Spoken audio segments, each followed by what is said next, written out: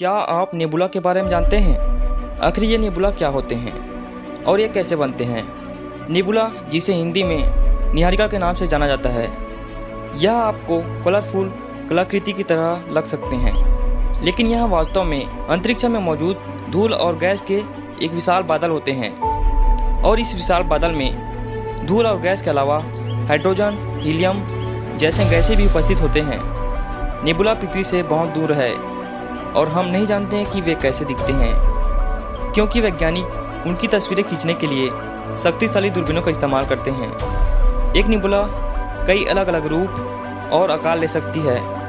Nebula के बनने के विभिन्न तरीके हैं। कुछ नेबुला उन गैसों के मिश्रण से बनते हैं जो पहले से ही इंटरस्टेलर माध्यम में हैं, और कुछ किसी मरते हुए तारे के फटने पर निकली गैस और धूल से बनते हैं।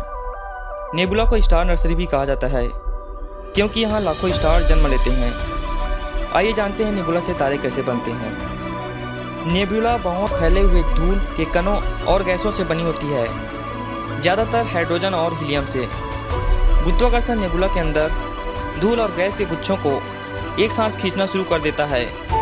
फिर जैसे जैसे वे गुच्छे बड़े होते जाते हैं, उनका गुरुत्वाकर्षण और अधिक मजबूत होता जाता है। अंततः धूल और गैस का ढेर इतना बड़ा हो जाता है कि वह अपने ही गुरुत्वाकर्षण से ढह जाता है। इस कोलैप्स के कारण बादल के केंद्र में उपस्थित पदार्थ गर्म हो जाता है, जिससे तारे की शुरुआत होती है। पृथ्वी से निकटतम ज्ञात नेबुला लगभग 700 प्रकाश वर्ष दूर स्थित है। इसे हेलिक्स नेबुला कहा जाता है। हेलिक्स एक मरते हुए तारे का अवशेष है। हमारे अंतरिक्ष में नेबुला 4 प्रकार के होते हैं। एमिशन नेबुला, यह इंटरस्टेलर माध्यम में उपस्थित गैस और धूल के बादल होते हैं।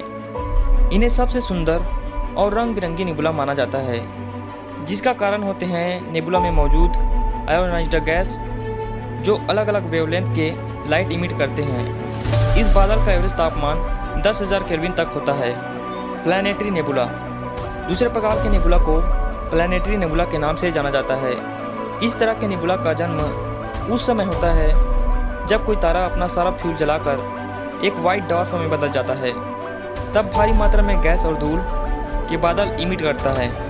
इस बादल में भारी मात्रा में कार्बन और नाइट्रोजन गैस पाए जाते हैं, जो कि किसी तारे के जन्म के बाद उसके आसपास बनने वाले प्लैनेट्स और सोलर सिस्टम में महत्वपूर्ण भूमिका निभाते हैं। रिफ्लेक्शन नेबुला, रिफ्लेक्शन नेबुला मुख्य रूप से इंटरस्टेलर गैस और धूल के बादल होते हैं, जो कि अपने पास के तारे के लाइट को रिफ्लेक्ट करते हैं।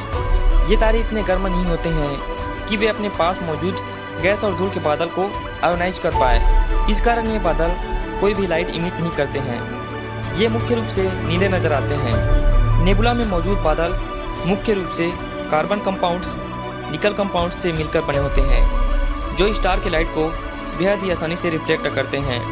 अभी तक वैज्ञानिकों ने 500 से ज़्यादा रिफ्लेक्शन नेबुला की खोज की है।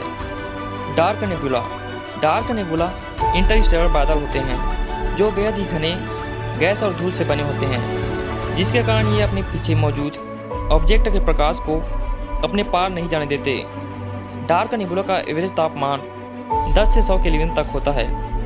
सुपरनोवा रिमेंट नेबुला, इस प्रकार के नेबुला का जन्म किसी बूढ़े तारे में होने वाले महास्फोट यानी सुपरनोवा के बाद होता है।